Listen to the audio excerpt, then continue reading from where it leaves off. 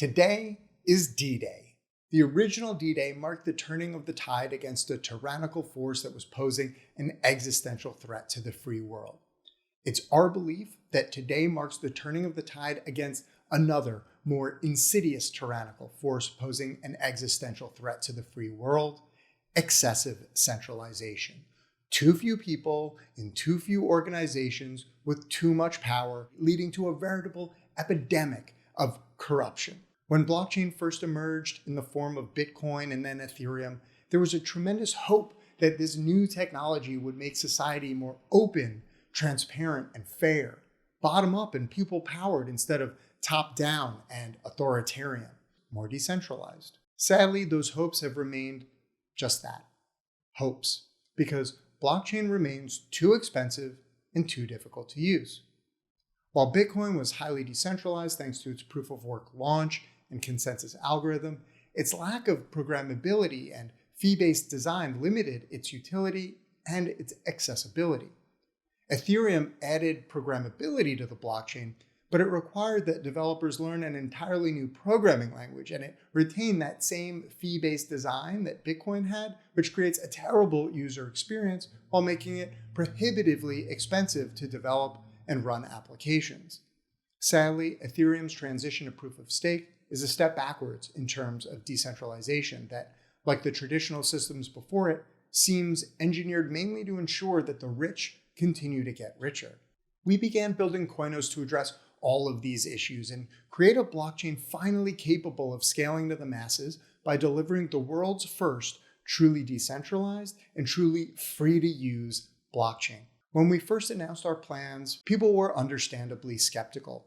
We said we would launch the coin token with no ICO or pre-mine, which meant the core development team wouldn't have a massive treasury of tokens to fund development, which would incidentally give us total control over the chain.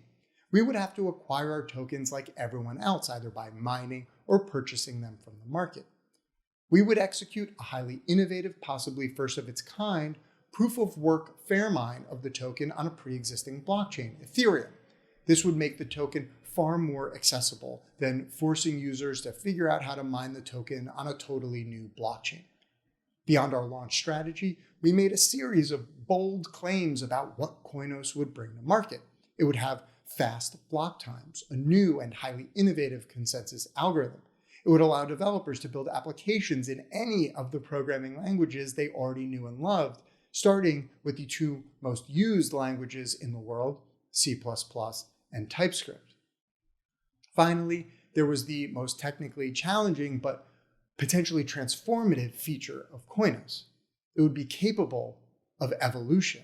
Many of the biggest blockchains in the world that have been around for years and reached market caps in the billions still aren't truly decentralized.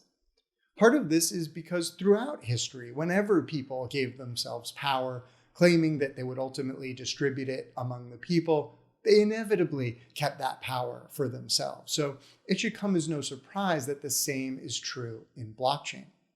But in their defense, all previous blockchains were so difficult to upgrade, there was actually a reasonable argument to be made that keeping power over the chain centralized was the only way to ensure it could be improved over time. A platform has to be able to rapidly adapt to the ever-changing needs of developers and their users, otherwise it'll stagnate and die. Unfortunately, looking out over the current blockchain landscape, there's no shortage of stagnation and death, not just of decentralized platforms, but centralized platforms as well. What we're seeing is that there are just no shortcuts. The only way for a platform to adapt to the people's ever-changing needs is for it to evolve independently with no centralized authority and control. When we launched Koinos Mainnet on November the 5th, 2022, we delivered on all of those promises, releasing the world's first free-to-use blockchain with proof of burn as a consensus algorithm, 3-second block times, universal language support, and the ability to evolve through infinite upgradability. We delivered a highly innovative blockchain, and where there's innovation, there's also risk. As one of the most experienced blockchain development teams in the space, Having developed the Steam and Hive blockchains, there's nothing we take more seriously than the security, stability, and safety of the blockchain, which is why at launch, we retained the limited ability to push rapid fixes to the system only in the event there was an unforeseen bug. Today, on December 5th, 2022, we are overriding that authority and handing over total control of Koinos to decentralized governance.